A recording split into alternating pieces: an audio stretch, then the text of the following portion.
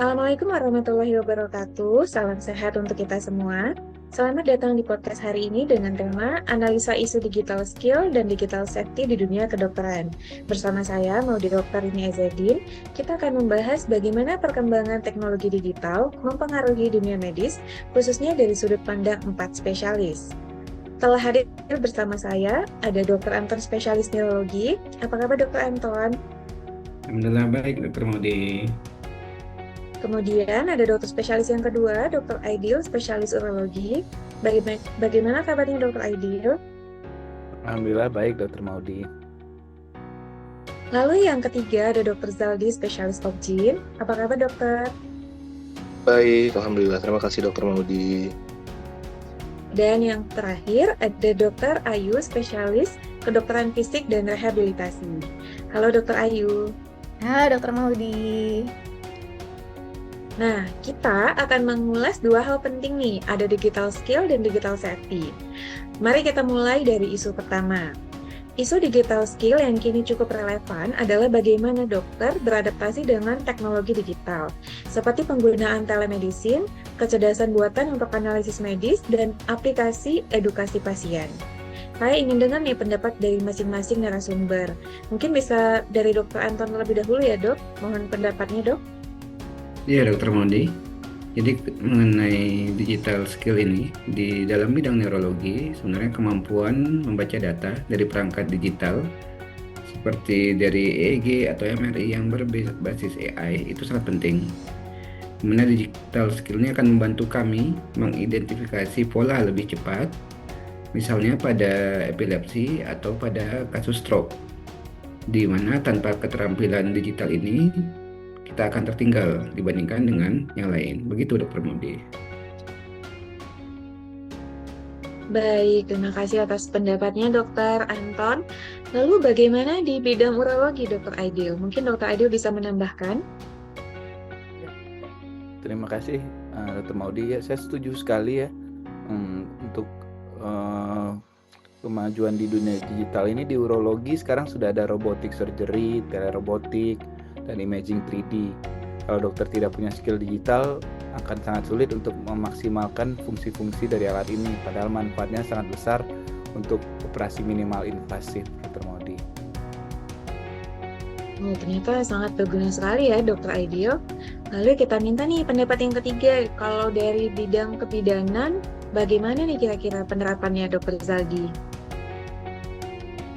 Ya, terima kasih Dokter Maudi. Di bidang obgyn, digital skill sangat penting untuk mendukung layanan terutama telemedicine. Terutama saat pasien sulit hadir langsung, kita bisa melakukan edukasi kehamilan, konsultasi resiko, bahkan monitoring jarak jauh. Pada fitur USG juga bisa membantu untuk 4D mendeteksi wajah pada janin. Mungkin itu Dokter Maudi. Oh, baik. Jadi kita bisa melihat dari jarak jauh ya Dr. Zaldi.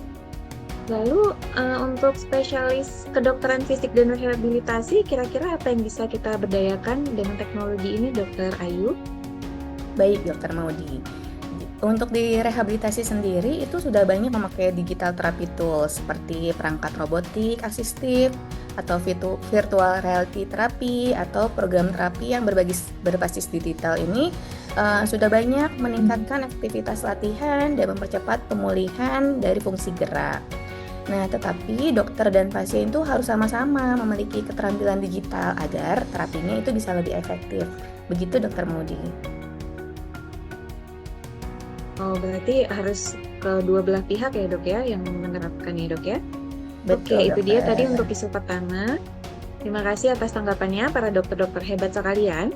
Sekarang kita masuk ke isu kedua, yaitu digital safety. Nah, semakin banyak data kesehatan yang tersimpan di sistem elektronik, makin besar pula risiko kebocoran data pasien. Nah, kira-kira bagaimana nih pandangan para dokter terkait hal ini?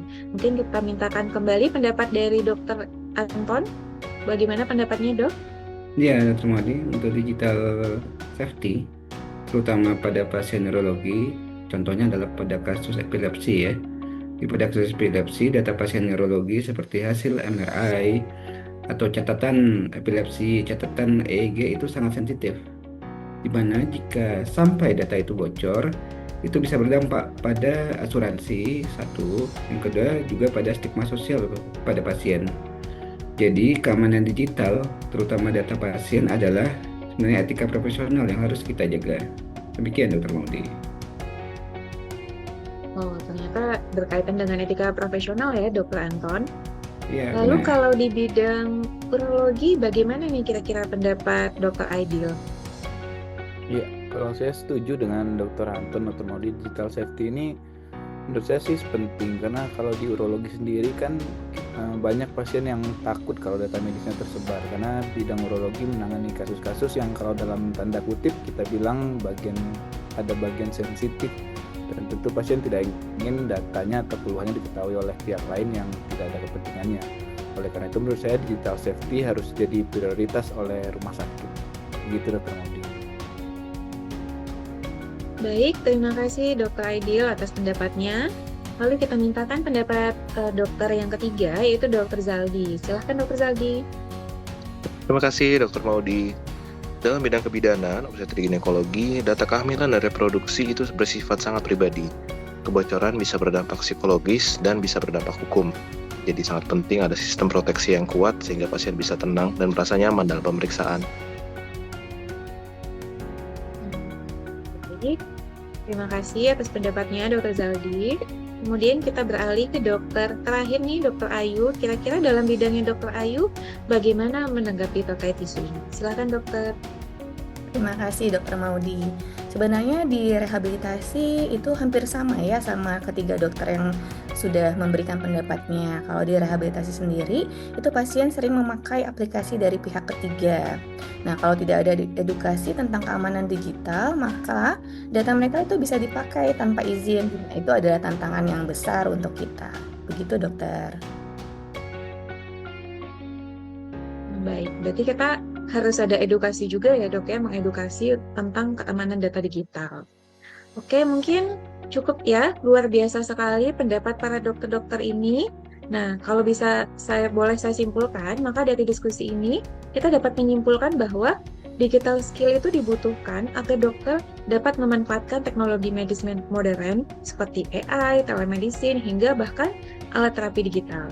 Nah, digital safety adalah kewajiban etis dan profesional untuk melindungi data medis pasien dari kebocoran atau penyalahgunaan. Kemudian saya mengucapkan terima kasih yang sebesar-besarnya kepada narasumber kita. Ada Dr. Anton, spesialis neurologi, Dr. Aidil, spesialis urologi, Dr. Zaldi, spesialis obgyn, dan Dr. Ayu, spesialis KFR, atas pandangannya yang sangat bermanfaat. Semoga diskusi ini membuka wawasan kita bahwa semua dunia medis harus bergerak sejalan dengan perkembangan digital, tapi tetap menjunjung tinggi keamanan dan etika. Saya Maudi Oktarini Ezzedine, undur diri dulu. Wassalamualaikum warahmatullahi wabarakatuh. Waalaikumsalam warahmatullahi wabarakatuh. Assalamualaikum warahmatullahi wabarakatuh. Terima kasih, dok. Terima kasih Dr. Maudi.